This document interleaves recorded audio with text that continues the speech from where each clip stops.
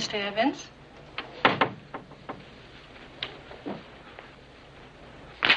Monday morning is never good. Anything important? David Norliss on 3. Ah. Hello, David. Been a while. How's the book coming? Sanford, I've got to talk to you. I know. You want to tell me that it's only half written. We're going to have to delay our... Half written? Hell, I don't have a word on paper. It's been almost a year.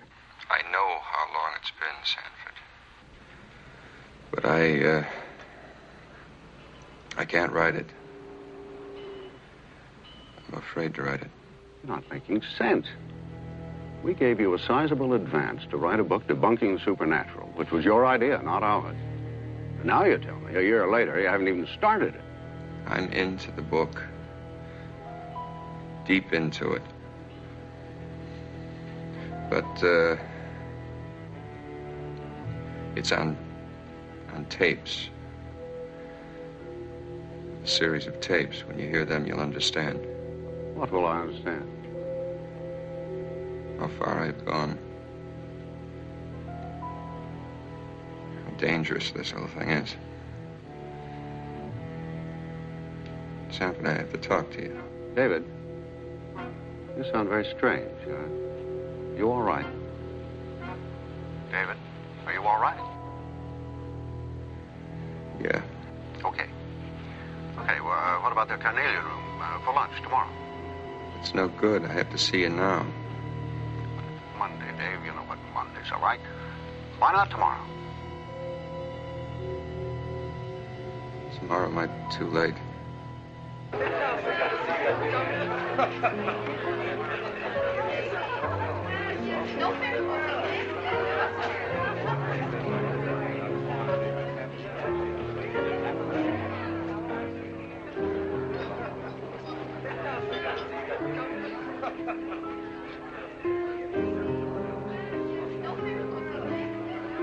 Do you wish to order now, sir? No, just bring me a phone.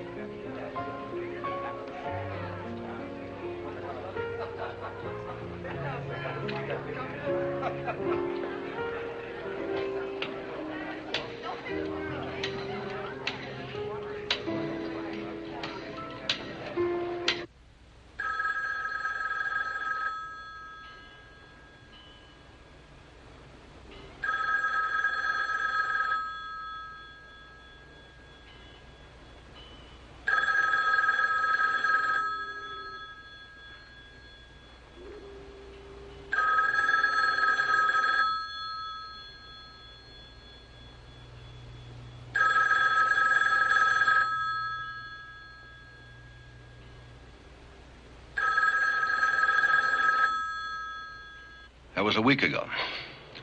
He never showed for lunch, never phoned to explain why, and I haven't been able to contact him since.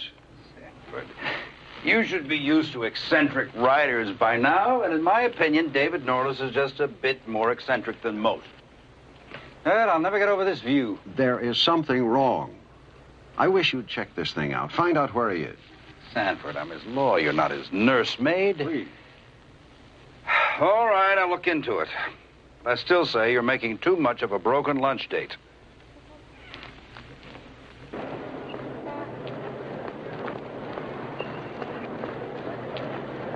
Sanford! Sanford! Oh, good. I was hoping I'd see you. Yeah, glad I ran into you. Have you got time to catch the cable with me? Where are you going? I'm going up to the club. All right, fine. We'll have a drink. Good, yeah. Been terribly worried. I tried to phone you earlier. Well, I was in a publisher's meeting. Tied up the whole bloody afternoon. Sanford, I'm sorry. I didn't take you very seriously in the meeting the other day. Well, I just thought you were making much too much of it. I hope you have something. What'd you find out? Nobody knows where David is. Nobody's seen him. He's just gone. Are you sure? We checked every possible source. Everything conceivable. It seems incredible.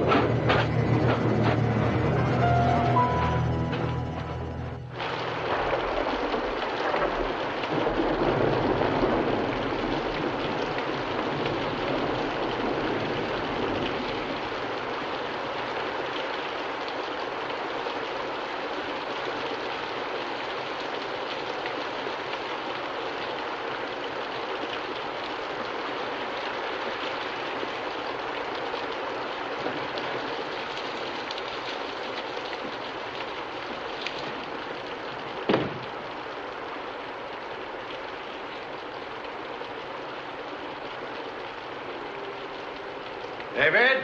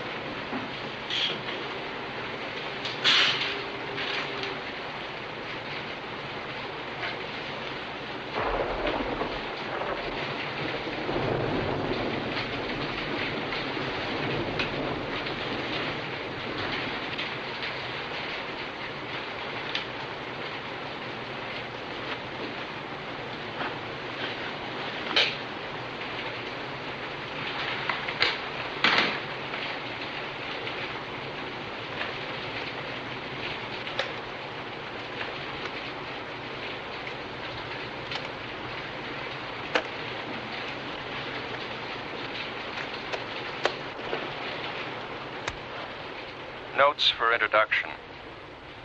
Today is Thursday, September 25th. And I might as well get started with this thing. Get the book rolling with what I've got so far. God knows it isn't taking the direction I assumed it would. This whole thing began when my natural writer's curiosity was aroused by an article I'd read in a weekly periodical. The article was concerned with the commercial aspects of spiritualism and the occult. My original idea was to expose the phonies who were bilking millions of dollars each year out of their gullible victims.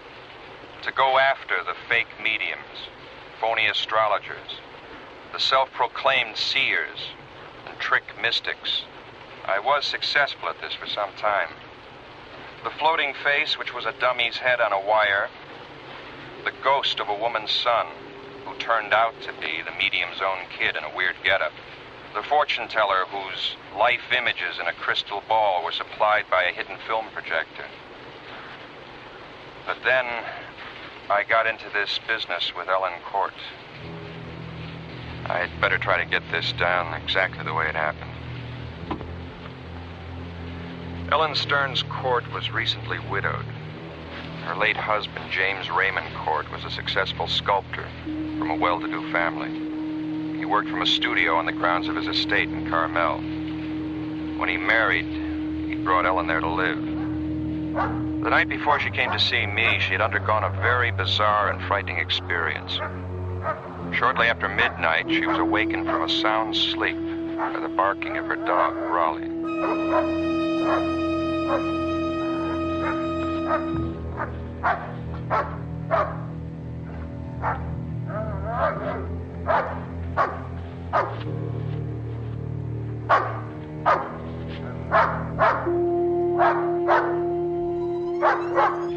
What is it, Raleigh? What's the matter, boy? Somebody out there?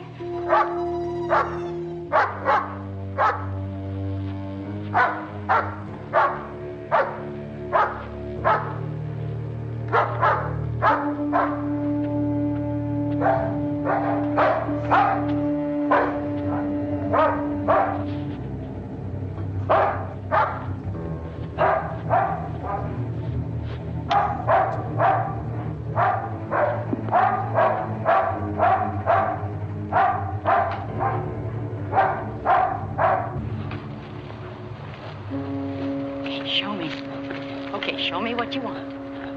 Okay. Easy, easy, boy, easy.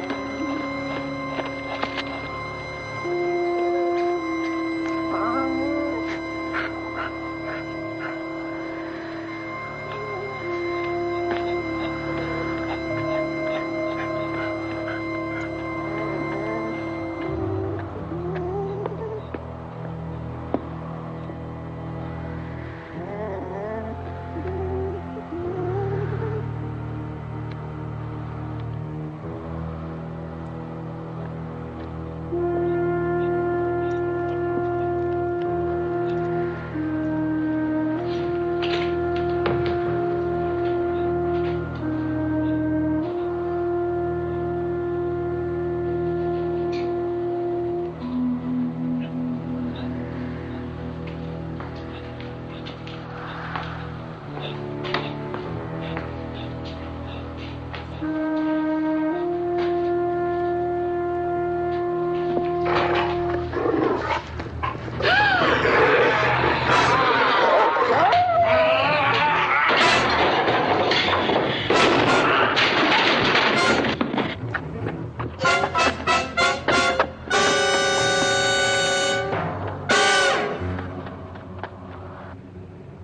following night, Mrs. Cort came to see me.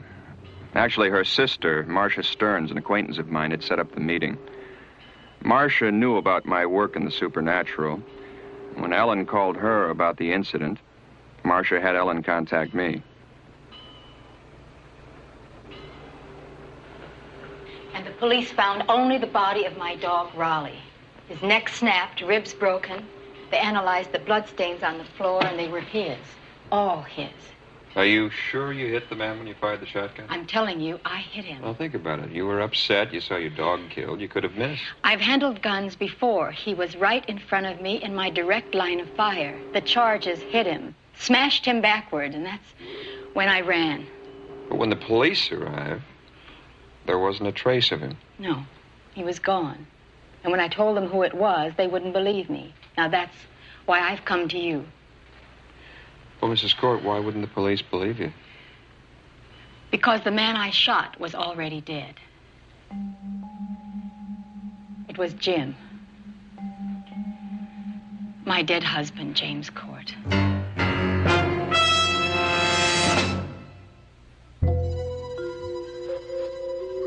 Ellen Cort seemed convinced that she had encountered the risen form of her recently entombed husband. I asked her to describe the circumstances surrounding Cort's death. Jim had been feeling very bad.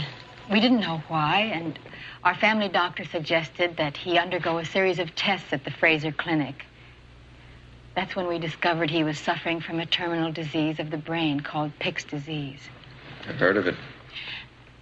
There's no cure, there was no treatment, and I don't know, Jim just seemed to change almost overnight. He was confined to a wheelchair, would no longer work.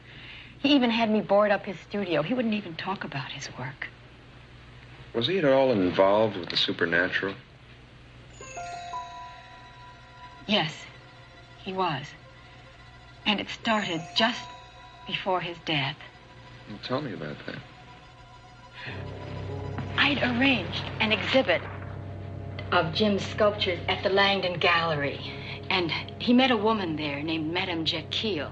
She owns an antique shop here in San Francisco, and part of her business involves the occult. In what way?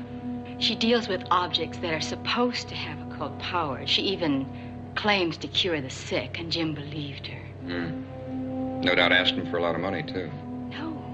No, she didn't. As far as I know, Jim never gave her a penny, not even for that ring. What ring? An Egyptian scarab. Something to do with the god Osiris. Osiris is an Egyptian god involved with the doctrine of immortality. Yes. The ring was part of an agreement he made with her. You used the word agreement. What kind of agreement did they have? I wish I could tell you. I can't.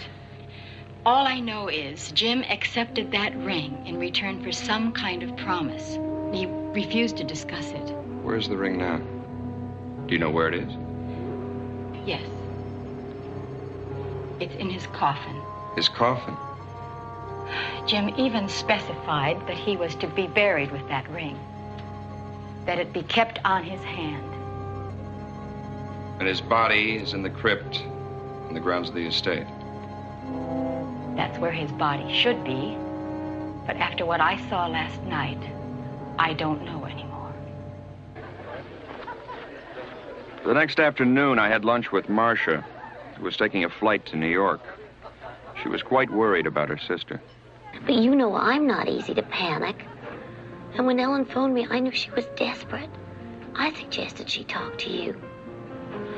Actually, we haven't been close for over 3 years since she married that James Cort. Why, did you get along with Cort? No, I didn't. And when Ellen married him, it affected our relationship. We just haven't seen very much of each other. And now when she really needs me, I can't be here. How long do you have to be in New York? Well, only a few days. But I felt that we should talk before I left. It's important. If she says that she saw James alive, well, then somehow Sure. If I didn't believe she was telling me the truth, as she knows it, I wouldn't be here. I know, but it's just all so fantastic. I mean, how could such a thing be possible? I don't know. But we're certainly going to try to find out. However, before I was able to contact Ellen again, another bizarre incident occurred. That night in Carmel, a salesgirl was closing her shop for the day. Millie Parks, pretty, blonde, in her early 20s, was tired after a full day's work. She was anxious to close up, get into her car, and drive the 6 miles to her home, a small one-story beach house on the ocean near Big Sur.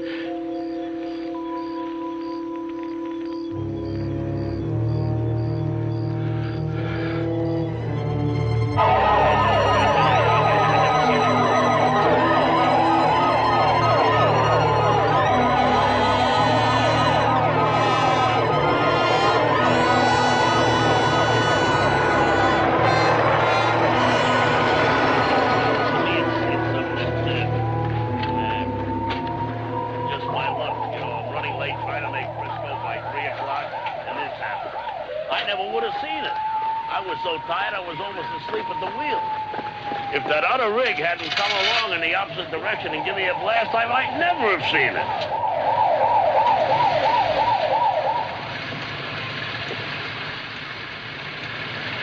It's unbelievable. Sheriff, huh? I suppose you'll want to talk to me about it. No? All right.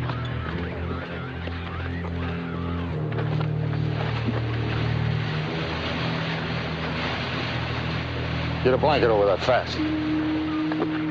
Hey, come here. I want to talk to you over here. Gene, Mike, get these spectators out of here. Come here. Is that the way you found her? Yeah, but I ain't seen nobody ever look like that after no car crash, Sheriff. She was like Never mind what she was. You just keep shut on that part of it. Anybody ask you, you just found her dead in the car. Sheriff, nobody looked like that. I just got through telling you I don't want any more talk about this at all. Now, is that clear? Yeah, it's clear, but let me ask you something. How am I going to forget the color of that face? Help him get on his way, will you, Charlie? Charlie.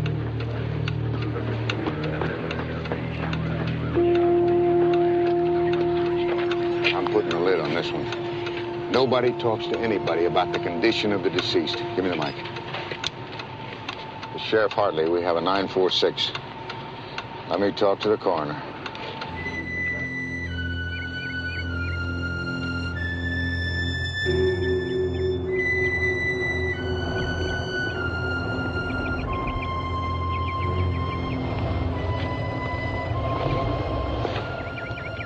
You know where I am if you need me.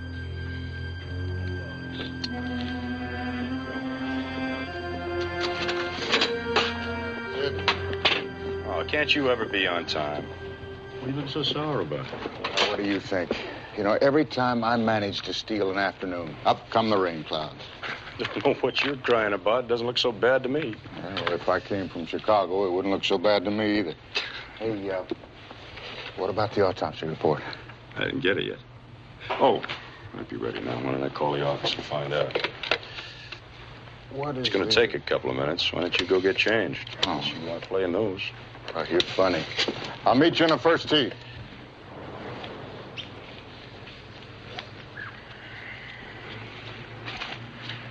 What'd you get, Sid? Extraordinary case. I've never heard of anything like this in my life. Even when I was a lab assistant in Chicago, we never had a case Chicago. like this. What about this girl? The cause of death was strangulation. But from the depth of the indentation marks in her neck, it seems that the murderer must have possessed exceptional strength. Okay, now, I know she was strangled. What I want to find out is what else was done to her. All right, that's the extraordinary part. The sallow skin cast and the collapsed sack-like appearance of the body was a direct result of a total evacuation of all the main arteries. Oh, Sid, Oh, all right, I'll make it simple for you. The girl's body was totally drained of blood. Look, I don't want the media to get a hold of this. That's all I need, a bunch of newspaper men crawling up my back. Now, I can see the headlines now. Vampire killer loose in Monterey. What can you do for me? I'll do the best I can, but I can't guarantee anything. You know that I have to file a report. I cannot falsify the report. You know damn well I don't want you to do anything like that. All I want kept under wraps is the condition of the corpse, not the fact that she was murdered. Look, I gotta have time to work this thing out. Okay, I understand. I'll try and keep it under wraps for you. Okay. That's one favor I owe you.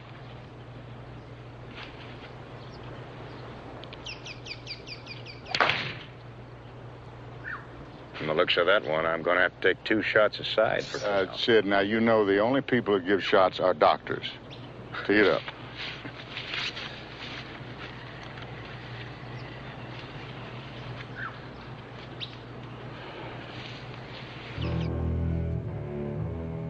The morning I drove down from San Francisco, the weather was foul. A curtain of cold rain fell from a gunmetal gray sky. I'd set up a meeting with Sheriff Hartley in Carmel to discuss the Ellen Cort situation. I didn't expect much cooperation from him, but it was worth a try. A way to begin. When I pulled up in front of Hartley's office, the sky had begun to clear and the sun was breaking through. I hoped it was a good omen.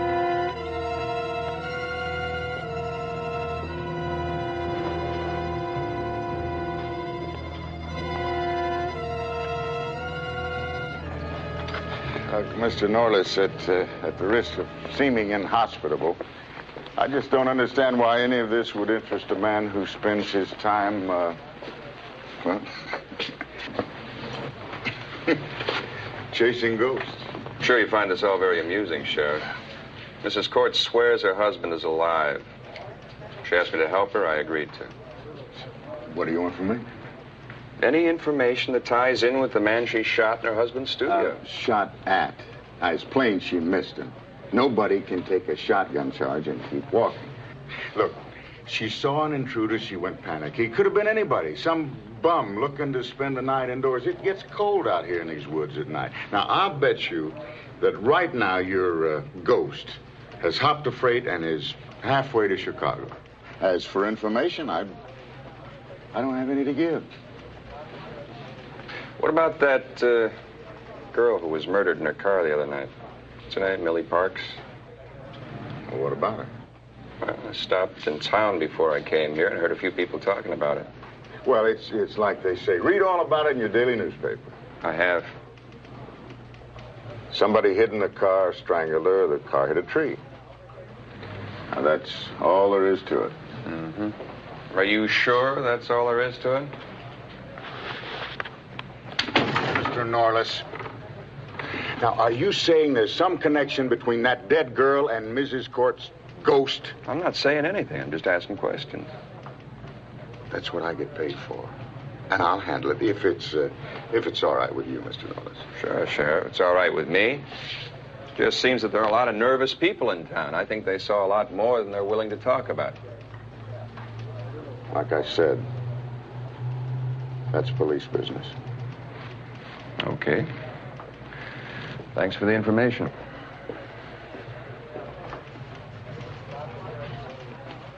maybe he's onto something? Onto what? Now, there's a very simple explanation to this whole thing. All we've got to do is find it. Well, I hope so, Tom. I sure hope so. Oh.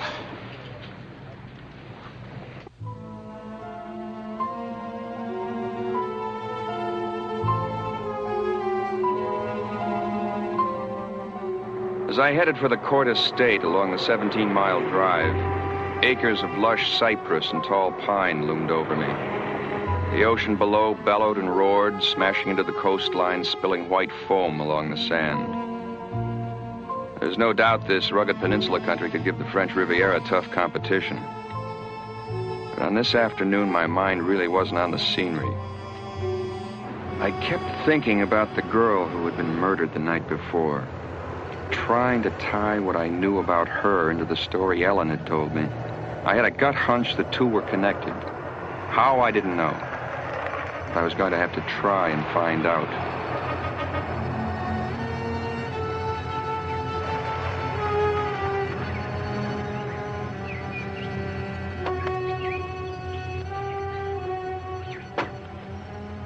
Hello, Mrs. Cort.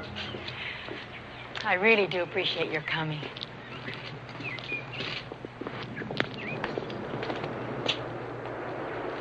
It's really a beautiful place. It was, but it isn't anymore. Not for me. I let the servants go after Jim's death, and now I'm trying to sell the estate. Would you like some coffee? Sure. So you mean to tell me you're out here all alone? I had Mrs. Harrison with me until today. She'd been with the family for years, so I kept her on to look after the place, but that girl's murder frightened her. She turned in her notice this morning. Said she wouldn't stay this far out of town after dark. Well, she makes sense. I think it'd be a good idea if you went back to the town with me tonight and stayed at the inn. Yeah, I guess maybe you're right. I didn't sleep a wink last night. Every time the house creaked, my skin crawled. Kept imagining I heard noises from the woods. You think we could take a look at your husband's studio? Sure, I'll get the keys.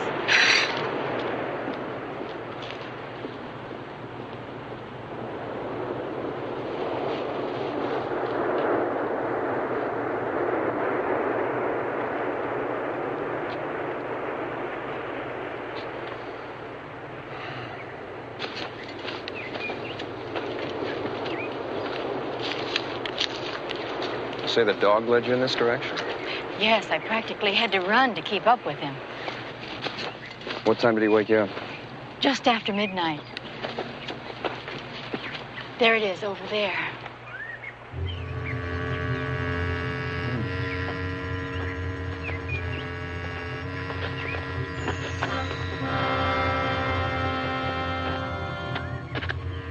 Jim loved this place. Used to be a barn before he converted it into a studio. What the people in town tell me, your husband was something of a recluse. Oh, I suppose that's true, but he liked being alone. After we were married, I had a studio set up in the main house, but he never used it. He'd always come out here to work. Called it his personal hideaway.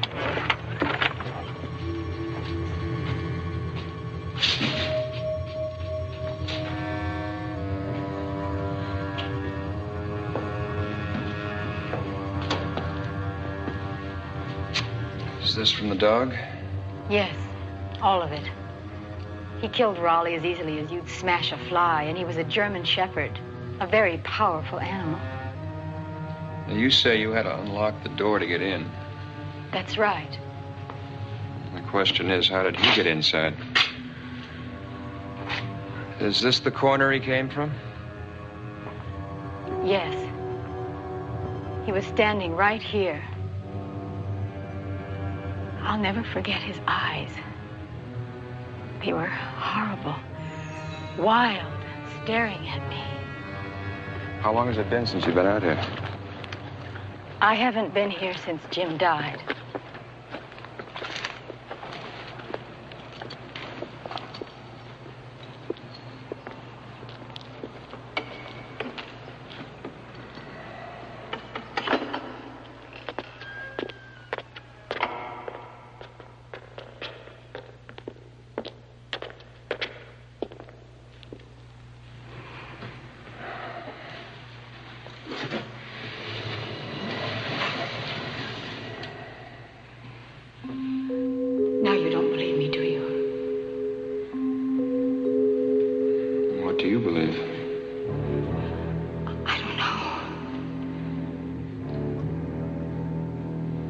But I'm still confused about the ring. It must be worth a great deal of money. Why do you say that? Because Charles Langdon phoned me yesterday regarding the purchase of all the studio sculptures.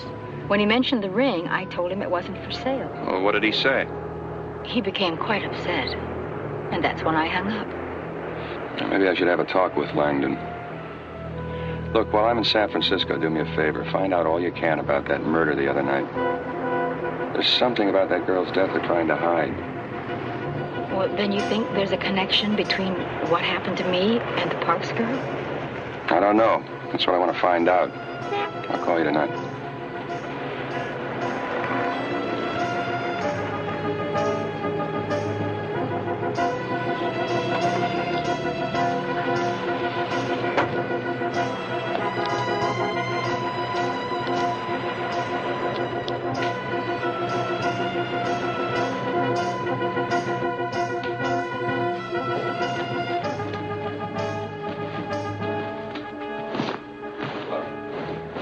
Be of some assistance? Yes, you might. You tell Mr. Langdon that David Norliss is here to see him. If you'll be so kind as to follow me.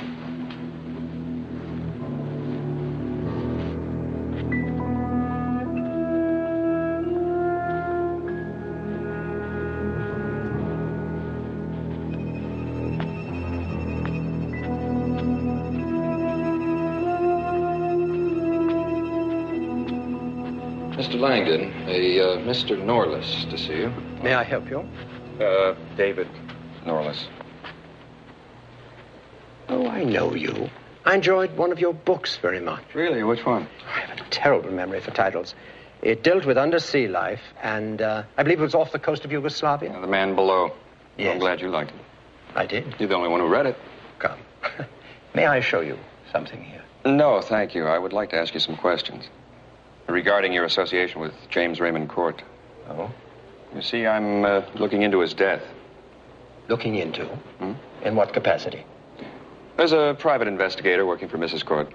Well, I'd be glad to help Ellen, but, it seems a little bit on the bizarre side. There was nothing of a mysterious nature about James' death. Well, then you won't mind answering a few questions, will you? Fire ahead. How well did you know him?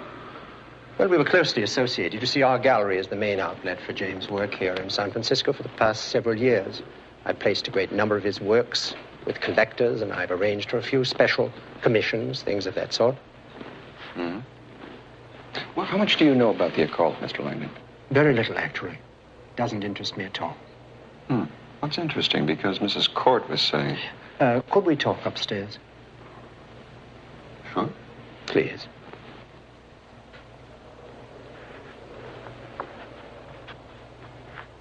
You see, I somehow got the impression that you were responsible for Mr. Cort's fascination with the supernatural. No, it was simply a manifestation of his disease.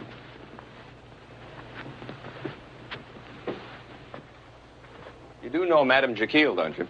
In a business sense. I frequently send people to her shop. She has excellent taste. Picks up some really splendid items from time to time. See, I was told that he met her here in your gallery. Yes. We had James' last exhibition. I introduced him, as a matter of fact, and frankly, I wish I hadn't.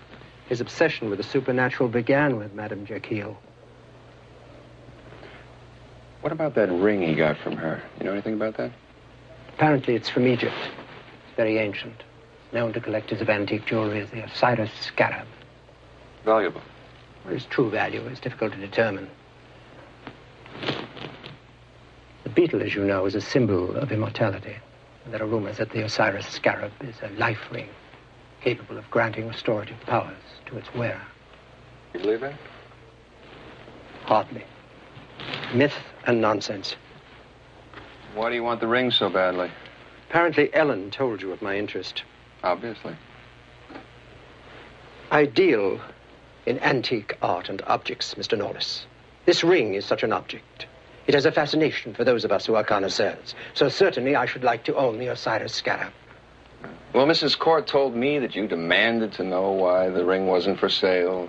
Well, naturally I was disappointed, and I vented my disappointment over the telephone. It was purely an emotion of the moment. So she didn't tell you why she wouldn't sell the ring, or where it is? No, she did not. You know where it is? Mm-hmm. You see, Mr. Cort's will declared that the ring should be buried with him.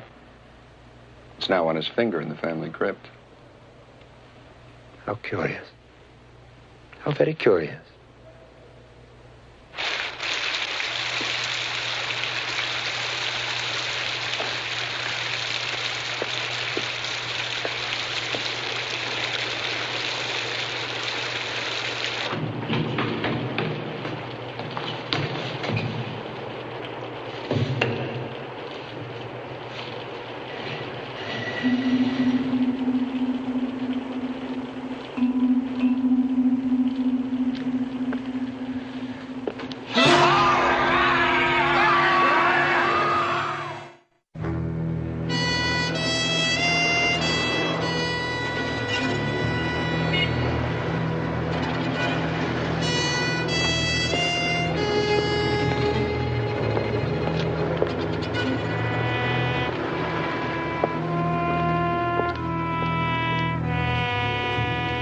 Agreement with Mr. Cort. Now, it's no business of yours or anybody else's. I keep private business private. Madame Jekyll, Mrs. Cort thinks her husband is alive. As a matter of fact, she thinks she saw him. In the studio? Well, now, isn't that interesting? How did you know where she saw him? Jim always loved being in the studio. And his presence might linger there. Oh, come on, this was no presence. This was a real man, real enough to kill a dog and take a double shotgun blast in the chest. Why are you telling me this? Look, this has nothing to do with me. Well, I think it has a lot to do with you. And the ring you gave to Cort. All part of a puzzle. And I thought you'd help me put the pieces together. There's nothing I can say. What about the studio? I think you know something about the studio, and it's linked with the ring. Look, I'm going to tell you something. You stay away from that place. Stay away from the whole Cort estate. Why? It's the house of Sargoth.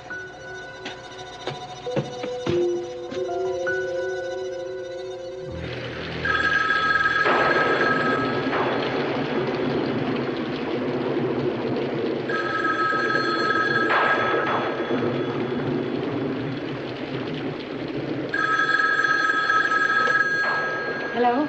Ellen, it's David. How are you? Okay, but it sure is raining here. Listen, I think I'm onto something. I saw Madame Jekyll. She wasn't too talkative, but she did make a slip in reference to James' studio. I think this whole thing ties into the studio. I'm going to be down there in about an hour. I'll pick you up at 11:30. Well, where are we going? Back to the studio. Now, you're familiar with it. I'm not. I wouldn't know what to look for, but I'm convinced something's there. Will you go with me? I'll be ready. Okay.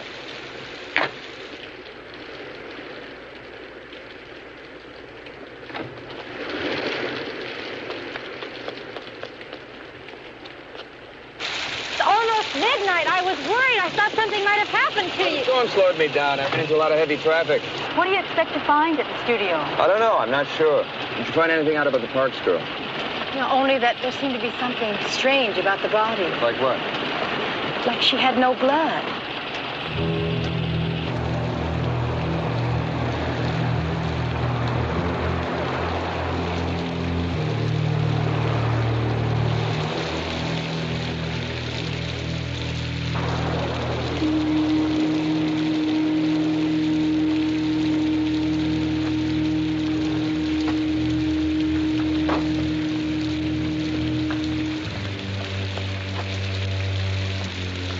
They're over here.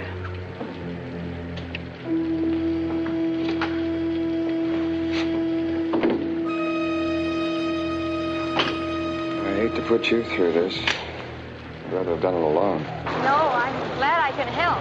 Anyway, I was going stir-crazy waiting back at the inn.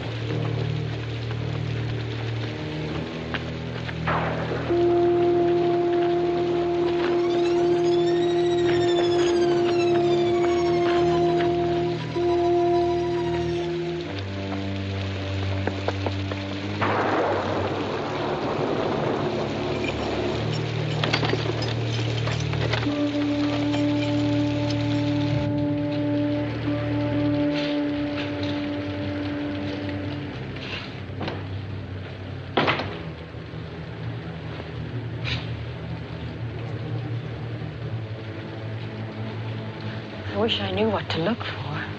Anything odd or abnormal.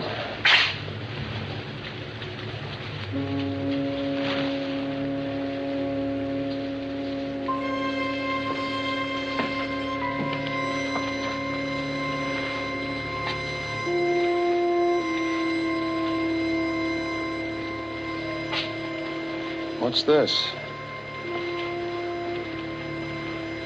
I don't know. I've never seen it before. I wasn't here the other day. I know.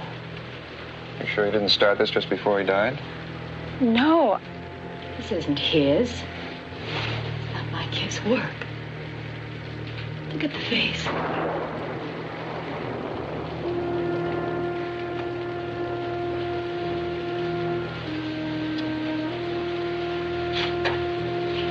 And this clay.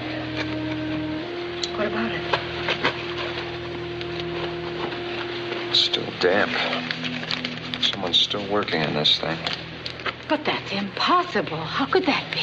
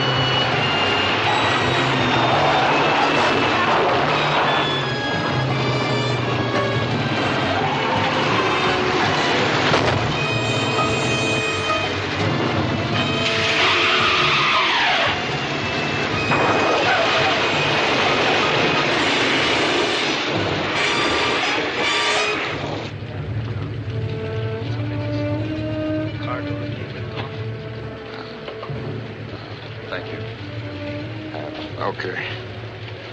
Miss Cort, Mr. Norliss, you know it's 2 o'clock in the morning. You've been drinking. Look, I'm not going to argue with you. I saw Cort. He was as close to me as you are. Another one of your ghosts? A ghost doesn't rip off a car door. Take a look out the window.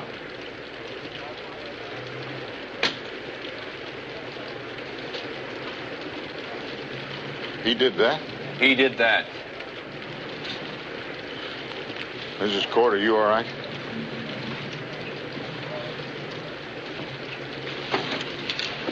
All right, let's go. Get him around in the back there, would you? All right, listen, check this over here. We're still trying to find a body. He says he hit one and we can't find it. Look out, get it over here. It seems to me that you must have just grazed him with a fender. I'm telling you, I hit him head on. Hey, Frank, Tim, search the main house. Rest of you, check the studio and all the grounds. You come with me. Where? I'm going to see if Mr. Cort is at home to friends. Come on with us. Let's go.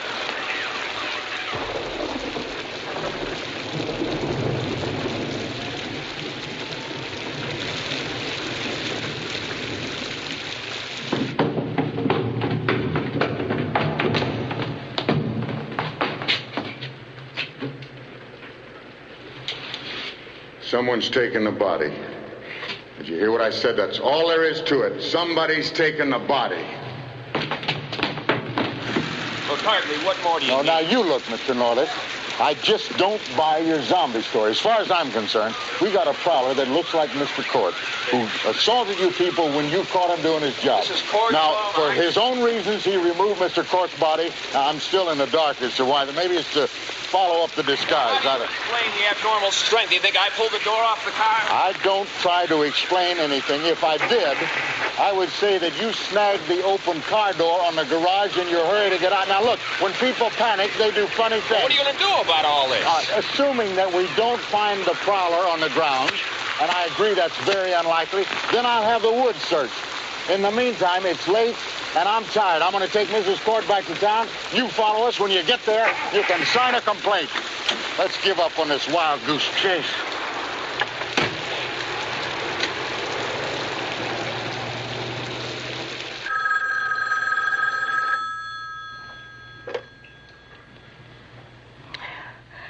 Who is this? It's David. You all right? Oh, I suppose so. They gave me a sedative. What time is it? It's afternoon. 2 o'clock. Where are you? I'm at home. I'm trying to reach Charles Langdon. Has he called you? No. No one's called. And that sheriff still won't believe me. Thinks we're both crazy. Did you show him the sculpture we found? No. I don't want anyone touching that thing until I can determine what it is, what it means. I'm having the clay analyzed right now. Sheriff Hartley wants me to make a full statement at his office this afternoon. What should I tell him? Tell him the truth. Just leave out the sculpture. David, I'm still very frightened. He's out there, alive, and you and I know he's out there. Why won't the sheriff believe us? I mean, what's it going to take to make him believe us?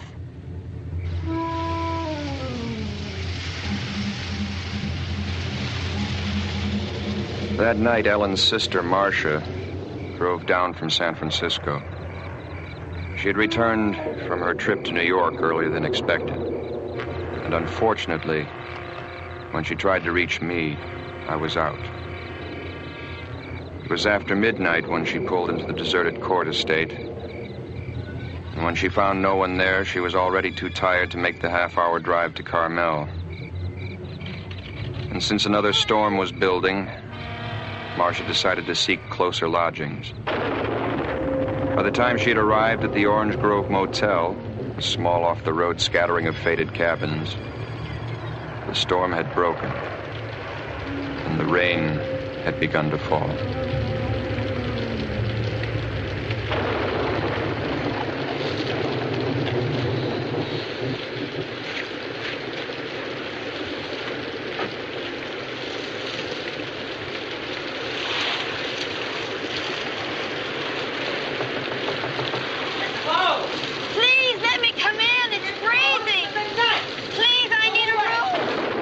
Will you tell her we're closed? Papa, tell her it's closed. Now look, lady, it's like I said. Oh, please, could I come in? It's so wet out here. I'm freezing to death. Well, come on in. Oh, thank you. It's awfully late, but I could give you cabin number 9. It's our best one. New springs and mattress in there. Just a shower, no tub bath. Is that all right? Yeah, that's fine, really. I said we're closed. Can't turn the girl away, Mama. No harm in giving her 9. Well, give her the key and hurry up about it and come to bed, Papa, now.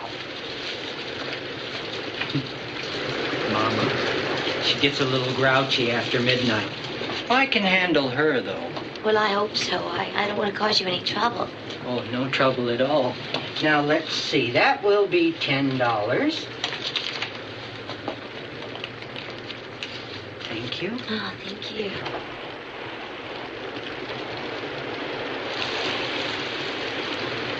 Can I help you with your things? No, thank you. I can manage.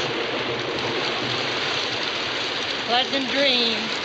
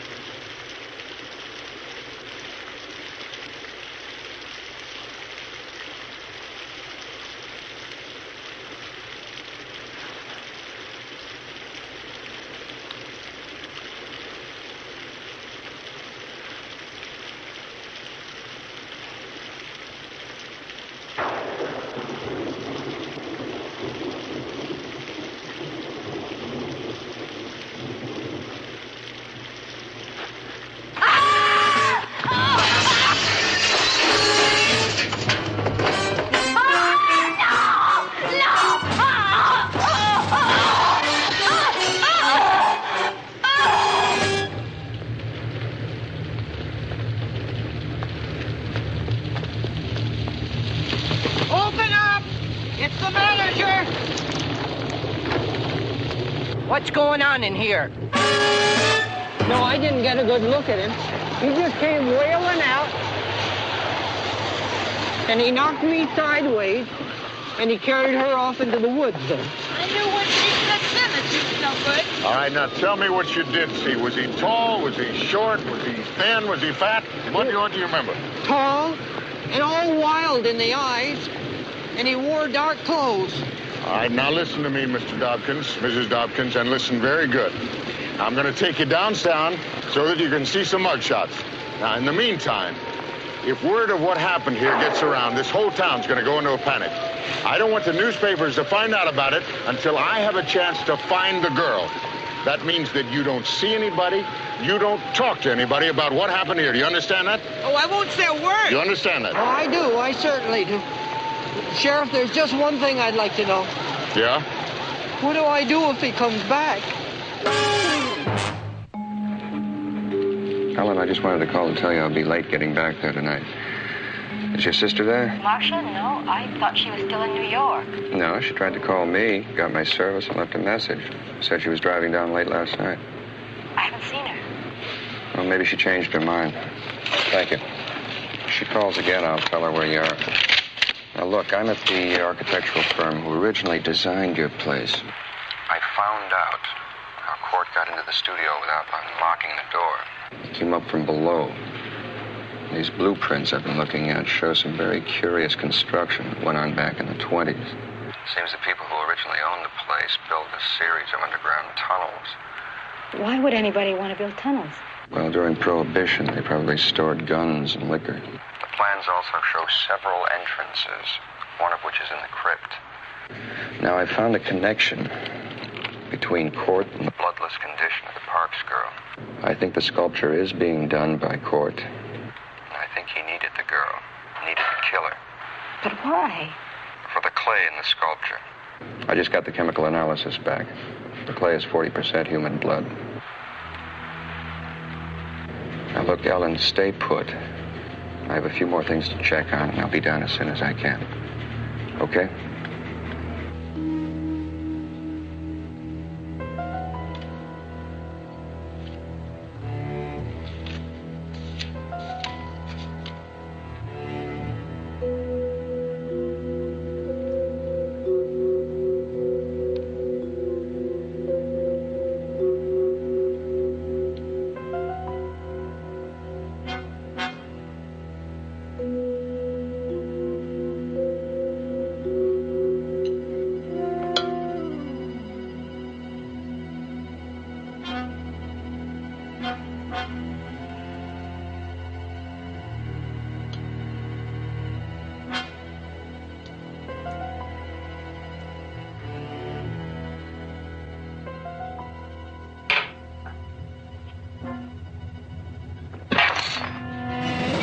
I've got to talk to you.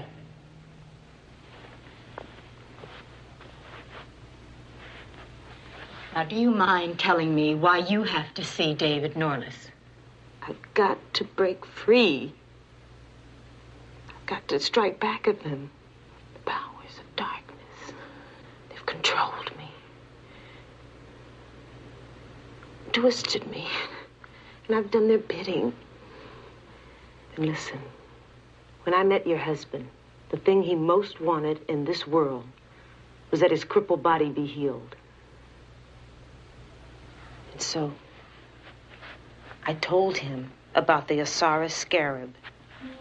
I tried to convince him about its power over death, of a life beyond death, but that only by the use of his talent could it be purchased. So we made a pact. After death, the ring would allow him the power to rise from his coffin to work on a figure of Sargon. Once the sculpture's finished, it'll have a physical form in which to enter our world.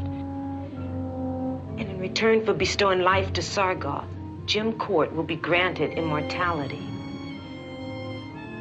But we can stop him. That's why I came here. His powers take effect after sundown. If we can reach him by sunset, we can remove the ring from his finger.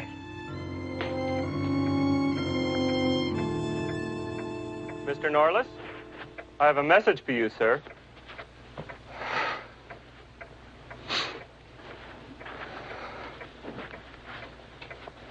Thank you.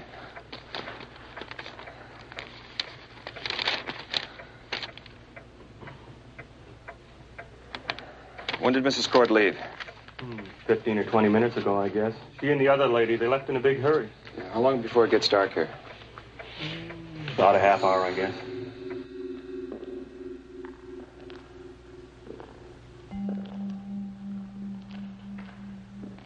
The entrance has got to be here someplace.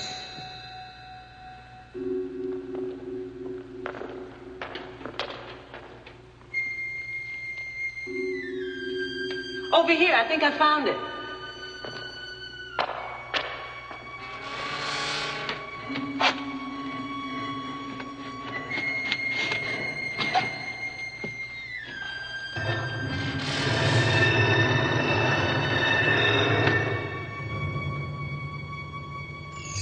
I'll go first.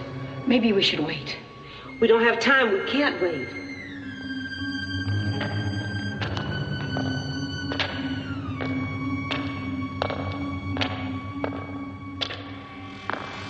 This way. How do we know which one to take? We don't.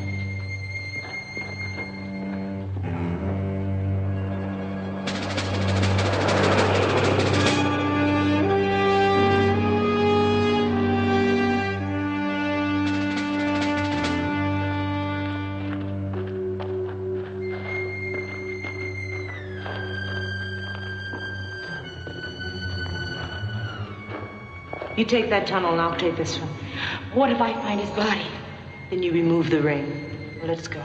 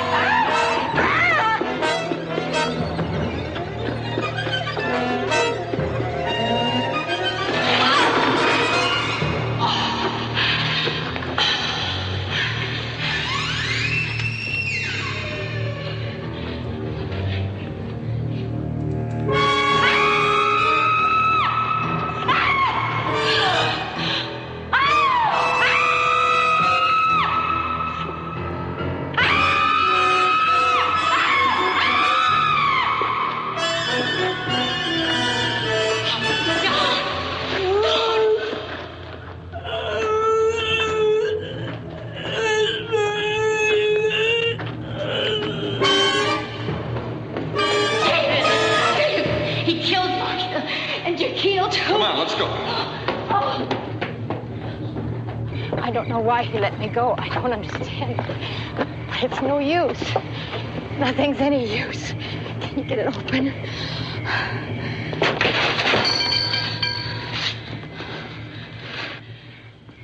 It's been moved.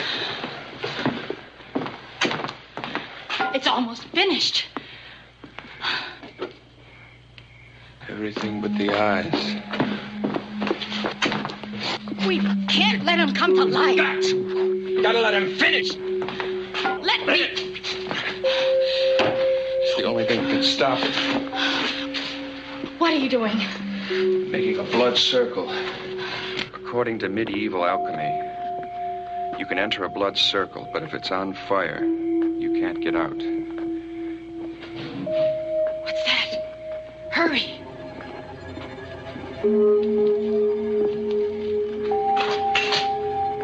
Quick.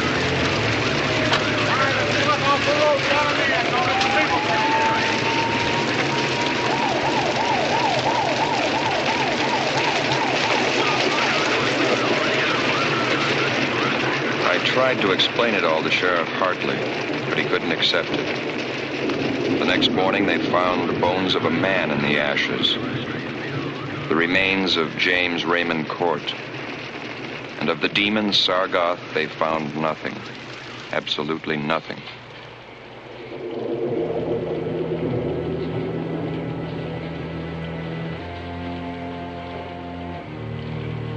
Sargoth. Strange name.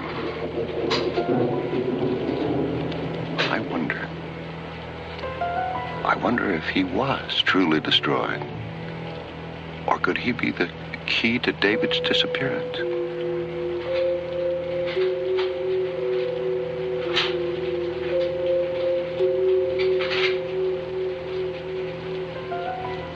Well, maybe this will tell me.